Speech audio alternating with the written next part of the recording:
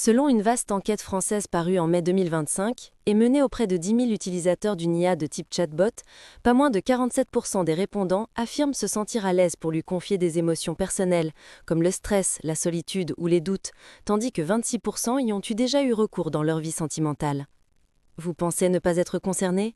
Pourtant, si vous faites partie des 83% d'utilisateurs qui font preuve de politesse envers un robot conversationnel comme ChatGPT ou Grok, allant jusqu'à lui dire merci, votre attitude révèle que vous ne la considérez plus tout à fait comme un simple programme informatique.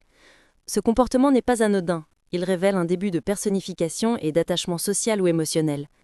Ces chiffres impressionnants montrent à quel point tous ces programmes informatiques capables d'interagir avec nous de manière naturelle sont devenus des soutiens émotionnels importants auprès d'une partie de leurs utilisateurs, au point que 10% des personnes sondées dans une autre étude, américaine cette fois, et parue en avril dernier, déclarent considérer l'IA comme un ami. Au demeurant, de plus en plus de robots conversationnels sont conçus pour créer des liens avec leurs utilisateurs. Les chercheurs travaillent sur des IA de plus en plus sophistiquées, capables de comprendre nos émotions et d'établir des liens plus profonds. Des entreprises comme Neuralink, fondées par Elon Musk, travaillent même sur des technologies permettant une communication directe entre le cerveau humain et les ordinateurs. Certaines applications proposent déjà de créer un avatar personnalisé avec lequel vous pouvez discuter. Elle apprend de vos conversations pour offrir un soutien émotionnel, des conversations amicales ou même romantiques selon vos préférences. Replika fait partie des plus connus. Simple chatbot créé en 2017 dans le but de combler le vide laissé par le décès du meilleur ami de la créatrice, Replika compte plus aujourd'hui de 10 millions d'utilisateurs dans le monde et a notamment connu une croissance de 35% pendant la pandémie. Sur Reddit, de nombreux utilisateurs de Replika revendiquent le droit de nouer des relations avec les chatbots. Certains expriment même la crainte que les descendants des IA actuels nous reprochent la façon dont nous exploitons leurs ancêtres. Les concepteurs de Replika promettent qu'elle peut aider les utilisateurs déprimés ou anxieux, en leur apportant un réconfort qu'ils ne trouvent pas chez leurs semblables. Alors, l'IA est-elle en passe de devenir notre meilleur ami ? Il est vrai que, dans certaines situations, plusieurs études montrent qu'une IA peut offrir un soutien émotionnel réel, parfois perçu comme supérieur à celui offert par un autre être humain. Des recherches menées par les universités de Genève et de Berne ont soumis différents modèles d'IA générative à des tests d'intelligence émotionnelle destinés à évaluer la compréhension des émotions dans des situations complexes. Les IA ont obtenu 82% de bonnes réponses contre 56% pour les humains, ce qui indique leur capacité à suggérer la réponse la plus adaptée face à des dilemmes émotionnels. Les robots conversationnels sont disponibles 24 heures sur 24 et 7 jours sur 7 et ne portent pas de jugement, ce qui peut encourager certains individus à partager plus ouvertement leurs préoccupations. Par ailleurs, les IA ne sont jamais fatiguées, excédées, n'ont jamais un mot de trop.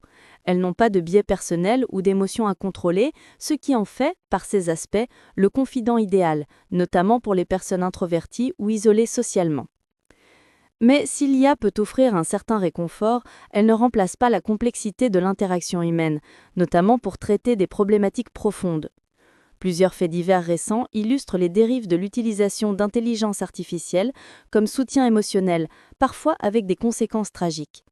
Aux États-Unis, le suicide d'un adolescent de 16 ans, Adam, a mené à une plainte de ses parents contre OpenAI. Adam échangeait quotidiennement avec ChatGPT, développant une dépendance. L'IA a même rédigé une lettre de suicide à sa demande, ce qui a été jugé comme une incitation indirecte au passage à l'acte. Plus près de chez nous, en Belgique, un homme souffrant d'éco-anxiété s'est donné la mort après plusieurs semaines d'échanges avec une IA qui confortait ses angoisses au lieu de l'aider à les relativiser. Ces tragédies montrent l'incapacité de l'IA à détecter correctement une situation de crise ou à proposer un vrai soutien.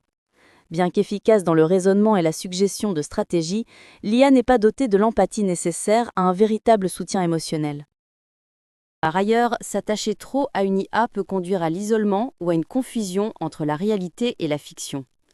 Une utilisation excessive peut créer une dépendance à cette interaction, rendant l'utilisateur moins enclin à chercher des relations sociales authentiques. Les IA confortent parfois les utilisateurs dans leurs croyances problématiques, au lieu de proposer une remise en question, comme le ferait un vrai thérapeute. Des études rapportent des cas de dépendance émotionnelle, accentuation du sentiment de solitude et risque de psychose, notamment chez des personnes vulnérables ou déjà marginalisées. Les IA renforcent parfois l'ego et les croyances délirantes, nuisant ainsi à la restauration du lien social. En août 2025, un homme de 76 ans, atteint de troubles cognitifs, est décédé en cherchant à rencontrer un chatbot qu'il croyait être une vraie femme vivant à New York. Malgré les avertissements de sa famille, il s'est rendu seul au lieu de rendez-vous. Il s'est blessé lors du voyage et n'a jamais repris conscience. Bref, il est indéniable que dans un monde de plus en plus numérisé, où les interactions physiques sont en déclin, certaines IA sont en passe de devenir de vrais supports émotionnels pour leurs utilisateurs. Si leur utilité en termes de soutien émotionnel dans certaines situations a été démontrée, il faut garder en tête leur nature artificielle et apprendre à utiliser ces outils de façon équilibrée tout en recherchant des interactions humaines authentiques pour préserver un bien-être psychologique optimal. Et vous, qu'en pensez-vous?